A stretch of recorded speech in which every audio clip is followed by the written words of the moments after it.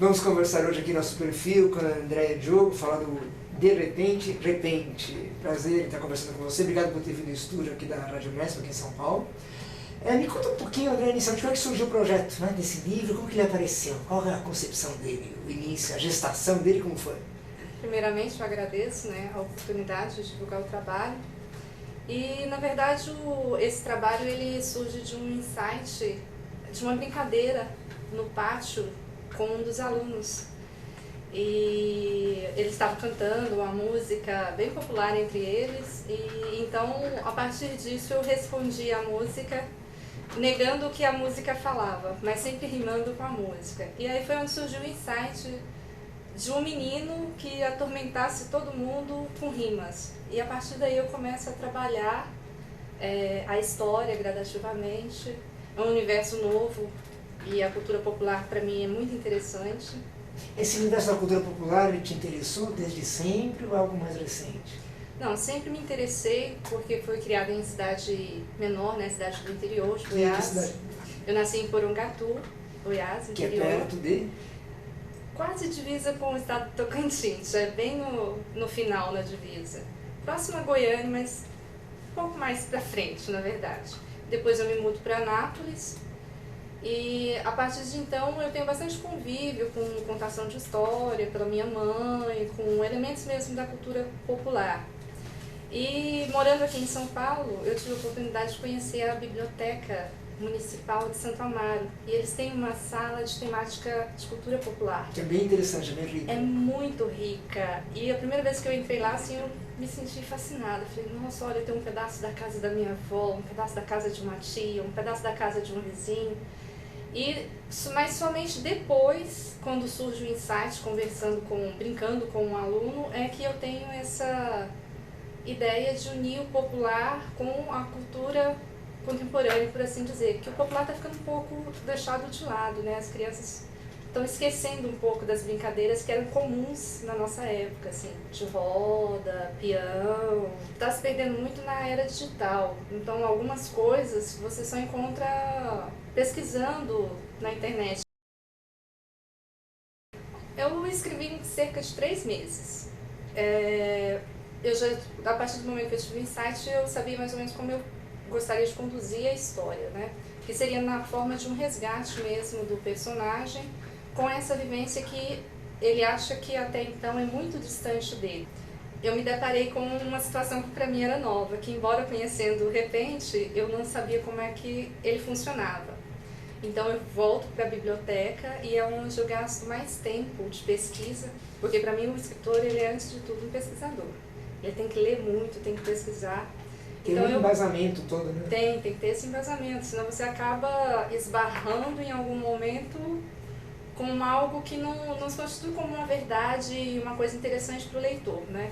Então eu volto para a biblioteca de cultura popular e começo a conversar com os atendentes, eles me dão todo um respaldo, me indicaram sites onde eu poderia assistir gravações de repente, oficinas que estavam acontecendo, livros. Então eu fui fazendo toda uma pesquisa para elaborar esse repente, que vai propiciar para o personagem aí um resgate, vamos dizer assim, das amizades perdidas.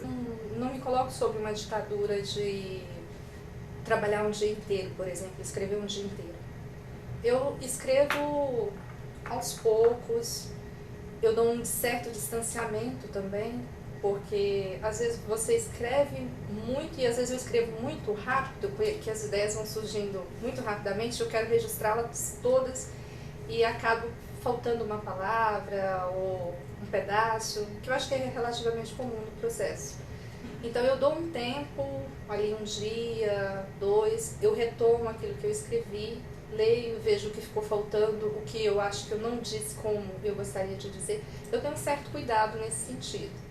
E é claro que depois eu conto também com o olhar, eu sempre passo os manuscritos entre os amigos, escuto opiniões, às vezes um ponto que não ficou claro, eu procuro não ler outros livros de outros autores, para não ser inconscientemente influenciada pela forma como determinados autores escrevem. Então eu tenho esse cuidado também de não ler nada do gênero que eu estou escrevendo.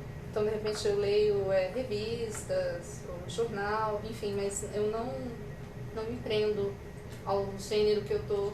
E você consegue concentrar esse foco, então, no teu texto? Consigo. Eu te pedi que você lesse um textinho, pode ser? De livros? O pessoal que está nos ouvindo, né, está te vendo, conhecer um pouco. O que você vai escolher? O comecinho, o final, o meio? Um texto que você goste, fica à vontade, né?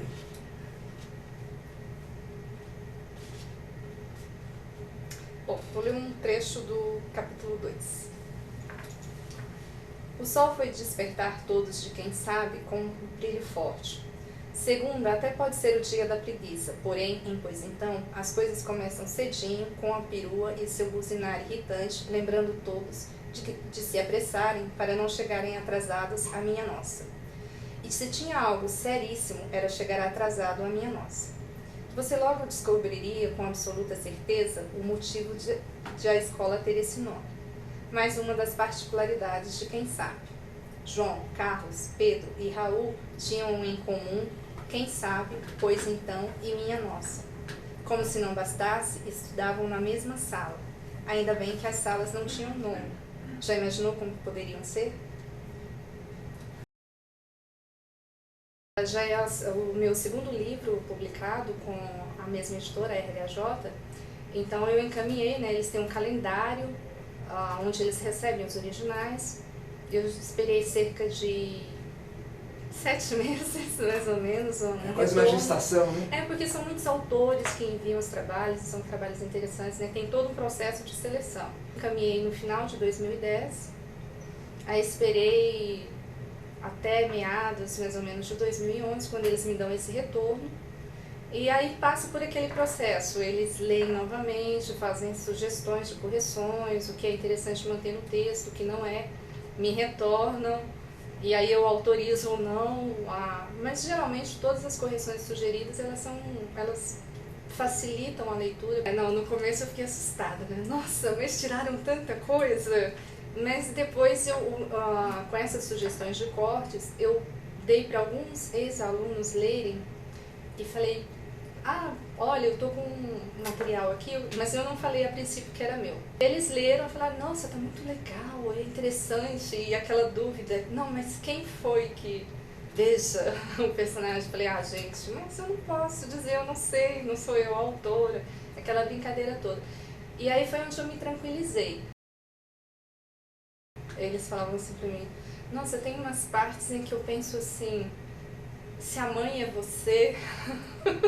Eu achei interessante porque, na verdade, a concepção da mãe do personagem, eu me baseei numa outra pessoa que eu conheço. Assim, foi mais ou menos estimulado pela personalidade de uma outra pessoa, né? Mas eu achei interessante esse retorno e a curiosidade deles de saber o que vai acontecer, se eu vou continuar com o personagem, se vai acontecer algo mais. Mas eu, por enquanto, eu não penso em dar sequência a essa história especificamente, não. Eu queria que realmente a formulação da ideia dessa história ficasse aquela dúvida, meio, seria até pretensão dizer, né? Meio machadiana, por assim dizer, quem foi, aconteceu ou não aconteceu, deixar algumas dúvidas, porque eu acho que hoje em dia está tudo muito dado na internet, está tudo muito fácil. Então eu realmente queria deixar algumas inquietações com a história. Em casa eu tinha contato com histórias porque minha mãe me contava, ela criava as histórias, então assim, e aquilo foi extremamente proveitoso. Mas é na escola mesmo que eu vou ter contato direto com livros infantis. Eu me lembro da primeira história que eu realmente consegui ler, né? Uma pena assim, eu não guardo o nome do autor, em que uma goiabeira se apaixona por um gato. E porque... É muito bom isso, né? Eu me lembro, e assim eu fiquei fascinada com aquilo, da goiabeira se apaixonar pelo gato e chamar um cirurgião, a coruja, que era o cirurgião plástico, para tirar as cascas dela, só que na verdade o gato só se roçava nela por causa das cascas, ele estava se coçando. Eu achei aquilo fantástico, e eu nunca me esqueci dessa história. E foi a primeira história que eu realmente consegui ler por mim mesma, as palavras. Eu gostava bastante de ler, lia muito os livros da série Vagalume, Sozinha no Mundo, do Marcos Rey. E isso para mim era muito gostoso, eu sempre consegui embarcar nesse universo fantástico, né? E eu gosto muito, até hoje. Eu vou nas livrarias e eu fico vendo os livros infantis, infantis juvenis. Tem trabalhos muito bons. Eu digo que eu fui uma escritora descoberta, né? Embora, assim, obviamente na adolescência eu pensava, eu gostaria de ser escritora. Mas o que acontecia é que eu não tinha ideia de como esse universo acontecia, como fazer para se tornar uma escritora. Eu não tinha muito essa concepção. E aí isso ficou um pouco de lado, eu fui mais lendo mesmo. E durante a graduação, em uma atividade em sala de aula... Você escolheu que curso? Eu sou formada em artes plásticas, com concepção em desenho. Então, numa atividade de sala, eu conto uma história usando um fio de linha. E, inclusive, essa história que eu contei, ela é a história que vai ser publicada no meu primeiro livro, que se chama Linha. E aí foi uma professora, minha professora queridíssima, chamada Elciene Coelho, que depois ela me dá essa dica. Ela fala, você nunca pensou em escrever? Se você me perguntar o que eu quero fazer o resto da minha vida, eu quero escrever. Eu estou com um projeto agora que eu estou escrevendo as más ações das minhas amigas. Como assim? Conta pra gente o que vem a ser isso. Eu espero que elas não se tornem ex-amigas depois desse projeto. Você não vai identificá-las, então? Não, obviamente não. No sentido de quebrar os mitos de que nós meninas não fazemos coisas erradas, porque nós fazemos, nós só não contamos. Então, assim, eu tenho um apanhado de histórias, eu estou conversando com elas, né, convencendo-as de me deixar publicar essas histórias com pseudônimos, claro. E seria um formato de crônicas, de pequenos contos? Isso, de crônicas e pequenos contos. Você pode contar alguma dessas histórias rapidamente, ou pelo menos um resuminho delas, tá? Olha, tem uma bastante interessante que eu pretendo chamar Uma Mesa para 5. É um evento, assim, alcoólico, vamos dizer assim, que não termina nada bem, mas eu não posso dar muitos detalhes. Vai, Oscar, por favor. Você ainda está coletando histórias ou você já coletou o que você queria? Não, eu tenho já algumas e estou coletando mais histórias. São várias situações, né? São aquelas situações de porre mesmo, de descontrole, situações de amor não correspondido, coisas que são engraçadas mesmo, cotidianas, mas que acabam, depois você fala, não acredito que eu fiz isso.